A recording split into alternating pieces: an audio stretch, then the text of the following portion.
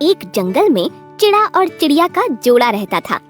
उनके 4 बच्चे थे, उसमें से 3 की असमय मृत्यु हो गई और एक बच गया। उसका नाम बाबू था। वह अभी उड़ने लायक भी नहीं हुआ था। बाबू मेरे बच्चे, तुम घोंसले में ही रहा करो, बाहर की दुनिया बड़ी खतरनाक है, बड़ा धोखा है। जब तुम उड़ने लायक हो जाओगे तब मैं तुम्हें बाहर जाने दूंगी, तब तक तुम सारे दांव पेंच से सुसज्जित रहोगे। एक दिन उसकी चिड़िया माँ बीमारी का शिकार हो गई। वह ठीक से हिल डुल भी नहीं पा रही थी। अपने बाबू की चिंता में रोई जा रही थी।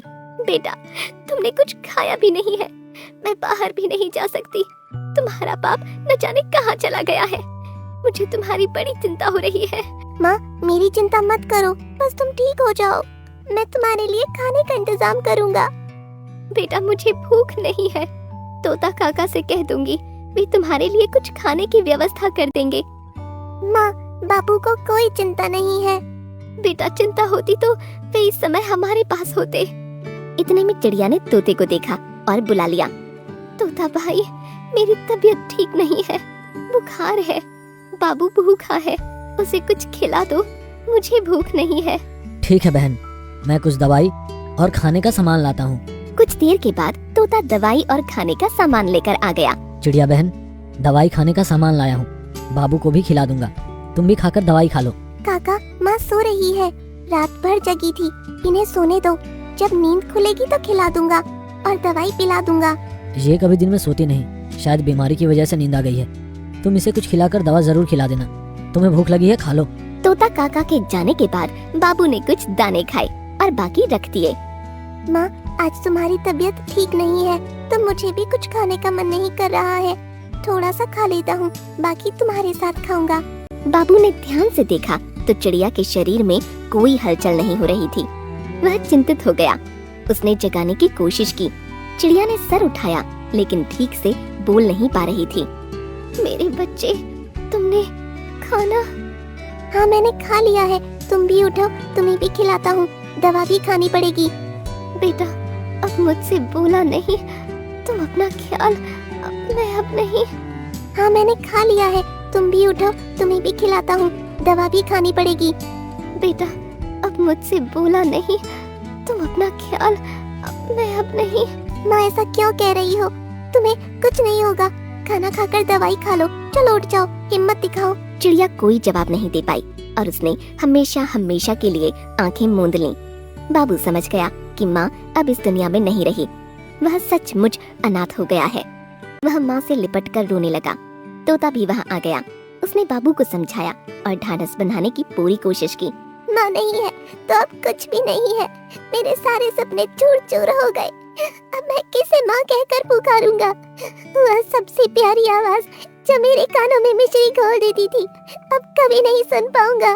माँ, तुम्हारे बिना मैं भी जीकर क्या करूंगा?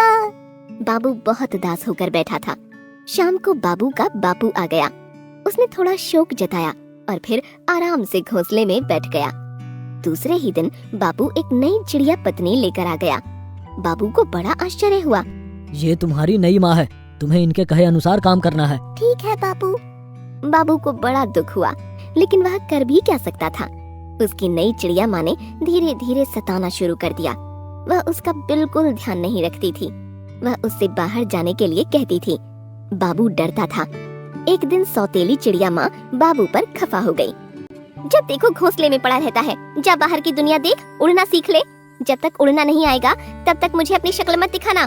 बाबू बेचारा घोंसले से बाहर चला गया। उसे बिल्कुल उड़ना नहीं आता था। वह दुबक कर दूसरी डाली पर जाकर एक कोने में बैठ गया। रात हो गई। उसकी हिम्मत घोंसले में वापस आने की नहीं हुई। बाबू को डर लग रहा था। कुछ कीड़े मकोड़ों की आवाज आ रही थी। हे भगवान, मैं क्या करूं? कहाँ जाऊं? अरे, डाली पर किसी जानवर के चढ़ने की आवाज आ रही है। अरे बाप रे, सांप आ रहा है, बचाओ बचाओ। एक जहरीला नाग उसके पास पहुंच ही रहा था कि बीच में एक बड़ा उल्लू आकर बैठ गया। अबे सांप के बच्चे, इस अकेले बच्चे को देखकर तू अपने आप को 30 मार खान समझ बैठा। भगवान ने दुनिया में शेर पर सवा शेर भी बनाया है।